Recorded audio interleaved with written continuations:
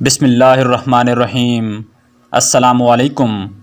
جامع صغیر میں آپ صلی اللہ علیہ وآلہ وسلم کا ارشاد مبارک ہے، جس میں آپ صلی اللہ علیہ وآلہ وسلم نے ارشاد فرمایا کہ 3 علامتیں ہیں، نشانیاں ہیں، جس آدمی میں یہ 3 نشانیاں ہیں وہ خوش قسمت ہے۔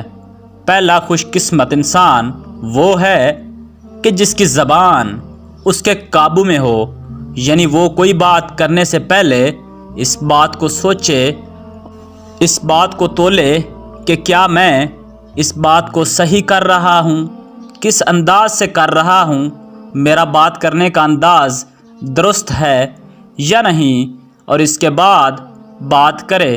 اگر مسلمان اس بات کا خیال رکھیں کہ ہم نے کیا بولنا ہے اور کیسے بولنا ہے اور کس وقت بولنا ہے، تو یقین جانیں ایسا مسلمان بہت خوش قسمت ہے۔ بلکہ ایسا کوئی بھی انسان خوش قسمت ہو سکتا ہے جس آدمی کے گھر کے دروازے رشتہ داروں کے لیے کھلے ہوں، جس آدمی کا گھر کشادہ ہو، کھلا ہو، وہ بندہ بھی خوش قسمت ہے۔ اس کا مطلب یہ ہے کہ گھر کے دروازے رشتہ داروں کے لیے کھلے ہوں۔ یہ نہیں کہ بندہ سب رشتہ داروں سے ناراض ہو جائے، کسی کو اپنے گھر میں نہ آنے دے، ایسا نہیں ہونا چاہیے۔ اس لیے جو بندہ صلح رحمی کرتا ہے، اپنے رشتہ داروں کے ساتھ اچھے تعلقات رکھتا ہے، وہ بندہ خوش قسمت ہوتا ہے۔ اس کی ہر چیز میں اللہ تعالیٰ برکت ڈال دیتا ہے۔ تو اس لیے دوسرا آدمی وہ ہے جس کا گھر کشادہ ہو، کھلا ہو، جو بندہ اپنے گناہوں پر روتا ہے۔ تیسرے بندے کے بارے میں ارشاد فرمایا کہ خوش قسمت ہے وہ آدمی جو اپنے گناہوں پر روتا ہو، یعنی جس بندے کا دل سخت نہ ہو۔ دل سخت کیسے ہوتا ہے؟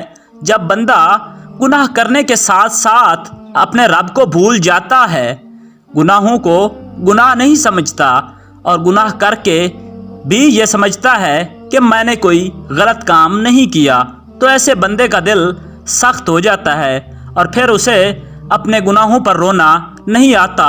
تو جو بندہ اپنے گناہوں پر روتا ہے، چھوٹے گناہ ہوں یا بڑے، تو اللہ تعالیٰ سے معافی مانگتا ہے کہ اللہ میں تیرا بندہ ہوں، بندہ ہونے کی وجہ سے میرے سے گناہ ہو جاتے ہیں۔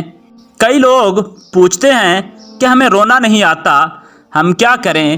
اگر رونا نہیں آتا تو رونے والا منہ بنا لے۔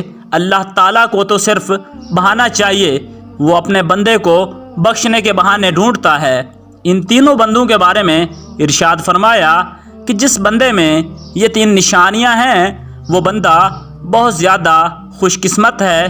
تو ہم سب کو یہ چاہیے کہ یہ 3 علامتیں ہم اپنے اندر پیدا کریں، اور اگر ہمارے اندر یہ 3 علامتیں ہیں تو ہم اللہ تعالیٰ کا شکر ادا کریں۔ اللہ تعالیٰ ہم سب کا حامی و ناصر ہو۔